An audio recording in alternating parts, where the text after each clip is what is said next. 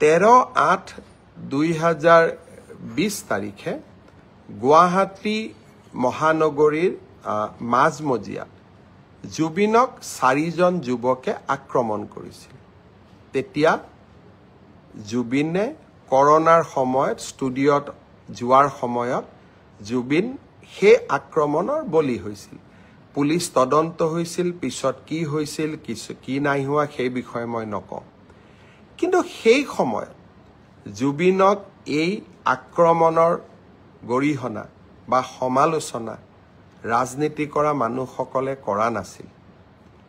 কা আন্দোলনৰ সময়ত জুবিনে আমাক বিৰোধিতা কৰিছিল, কিন্তু সেই সময়তো এই ঘটনাৰ নিন্দা কৰি মই দিয়া দীঘলীয়া টিভিৰ ইণ্টাৰভিউ এটা মই ফেচবুকত আপলোড কৰিম, আপোনালোকে শুনিব আৰু তেতিয়া আপোনালোকে গম পাব যে আৰু সেই কাৰণেই সেই সময় জুবিনৰ জীৱিত অৱস্থাত জুবিনৰ নিৰাপত্তা আৰু জুবিনক এক প্ৰকাৰ কেনেকৈ অসমীয়াই সন্মান জনাব লাগে সেই বিষয়ে মোৰ আগবঢ়োৱা বক্তব্য আপোনালোকে মই আপলোড কৰা ভিডিঅ'টোৰ পৰা চাই বুজিব পাৰিব। এতিয়া প্ৰশ্ন হৈছে যে জুবিনৰ হত্যাৰ বা জুবিনৰ মৃত্যুৰ তদন্তক বিপথে পৰিচালিত কৰিবৰ বাবে আমাৰ মাজত কিছুমানে প্ৰচেষ্টা চলাইছে নেকি? জুবিনৰ মৃত্যুৰ সুযোগ লৈ সিদিনাখন গুৱাহাটী মহানগৰীত এক প্ৰকাৰ যি পৰিৱেশ সৃষ্টি কৰি দিয়া হৈছিল, সেই পৰিৱেশৰ আঁৰত কোনবোৰ ব্যক্তি আছিল? মই ৰাইজক আকৌ এবাৰ কম, চৰকাৰখনক আপোনালোকে বেয়া পাব পাৰে। আমি আপোনালোকৰ কিছুমানৰ ঘৰ এভিকশ্যন কৰিছোঁ, আপোনালোকে আমাক বেয়া পায়। কিন্তু এভিকশ্যনৰ প্ৰতিশোধ ল'বলৈ জুবিনক আপোনালোকে ঢাল হিচাপে ব্যৱহাৰ নকৰিব। জীৱনকালত কোনটো জাগাত আপোনালোকে জুবিনক সংগীত অনুষ্ঠান পৰিৱেশনৰ কাৰণে মাতিছিল?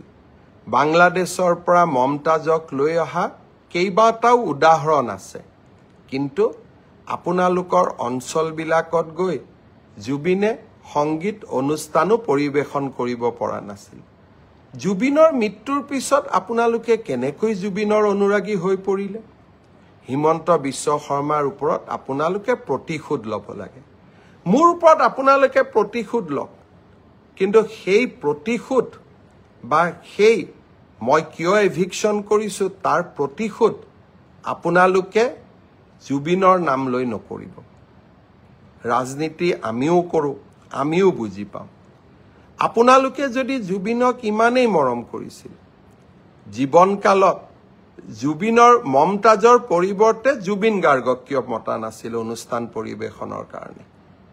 আৰু 2020 চনত 13 তাৰিখে যেতিয়া জুবিনৰ ওপৰত আক্ৰমণ হৈছিল, তেতিয়াতো আপোনালোকে ফেচবুকত লিখা নাছিলে। আজি এভিকশ্যনত বিজেপিয়ে আপোনালোকক এভিকশ্যন কৰিছে, বিজেপিৰ ওপৰত প্ৰতিশোধ ল'ব লাগে, আৰু তাৰ কাৰণে আপোনালোকে জুবিনৰ দুখজনক মৃত্যুক এডাল অস্ত্ৰ হিচাপে ব্যৱহাৰ কৰিব, তাক কেতিয়াও আমি মানি ল'ব নোৱাৰোঁ।